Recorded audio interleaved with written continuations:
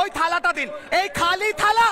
মুখ্যমন্ত্রী দেখুন, আপনি নিজে যে অফিসে বসেন সেই অফিসের নাম দিয়েছেন নবান্ন। নবান্ন নাম দিয়েছেন না? নবান্ন মানে নতুন অন্ন, নব অন্ন। এই অন্নের থালি আজ খালি হয়ে গিয়েছে। শিক্ষকরা রাস্তায় বসে খালি থালা বাজাচ্ছেন।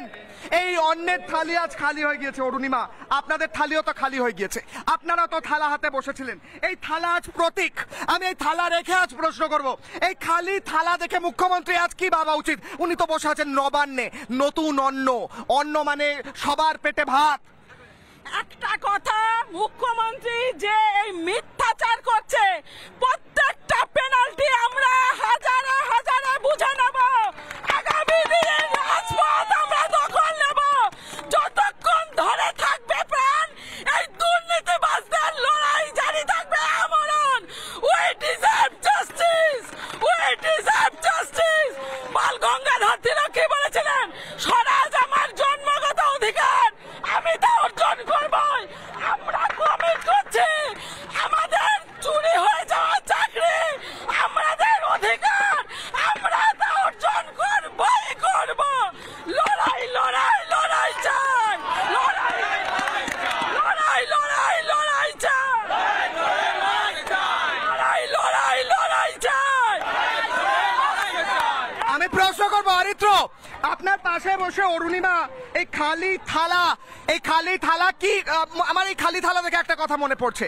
আপনি বললেন একটু আগে বিরিয়ানির রোলের কথা, বিরিয়ানি আর রোল যাচ্ছে ভিতরে, আর এই খালি থালা বাজাচ্ছেন চাকরি হারারা। আর মুখ্যমন্ত্রী বসে আছেন নবান্নে, বলছেন 1 মিনিটে সলভ করে দিতাম, 1 সেকেন্ডে।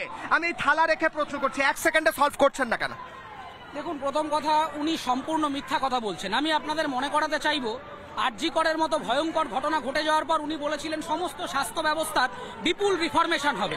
আমি দায়িত্বের সাথে বলছি, পশ্চিমবঙ্গের স্বাস্থ্য ব্যবস্থা এক ফোঁটা পরিবর্তন হয়নি। আরজি করে যা যা প্রবলেম ছিল, আজকে পশ্চিমবঙ্গের প্রত্যেকটা হাসপাতালে সেই একই প্রবলেম রয়েছে। প্রত্যেকটা বার এই ধরনের মানুষগুলোকে ভোটের বড়ে হিসাবে ব্যবহার করা হয়। প্রত্যেকটা বার ভোট আসে আর উন্নয়নের নামে মানুষকে স্বপ্ন দেখানো হয় যে সুদিন আসছে, কিন্তু সেই সুদিন কবে আসবে সেটা কেউ জানে না। প্রত্যেকটা বার আপনি ভালো করে দেখুন, ইচ্ছাকৃতভাবে ডিসেম্বর অব্দি সময় নেওয়া হয়েছে।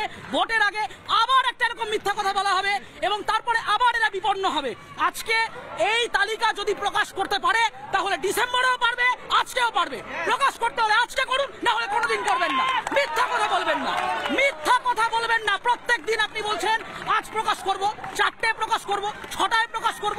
আপনার কাছে যখন তথ্য নেই, আপনি তাহলে বলছেন কেন? আপনি কেন দাবি করছেন যে সুপ্রিম কোর্টে গিয়ে রিভিউ করবেন? রিভিউ কি নিয়ে করবেন? আপনার কাছে ডেটা নেই। আপনারা বলছেন এমন কিছু করবেন না যে রিভিউ পিটিশনে এফেক্ট হয়। ওনার রিভিউ পিটিশন কাজ করবে না। রিভিউ পিটিশনে কাগজ দেখাতে হবে, খালি থালা দেখালে হবে না। কাগজ দেখাতে হবে, কাগজটা প্রকাশ করুন, কাগজ প্রকাশ করুন। এসএসসি দপ্তরে বসে মটন রোল বিরিয়ানি খাওয়া আধিকারিক, কাগজ প্রকাশ করুন।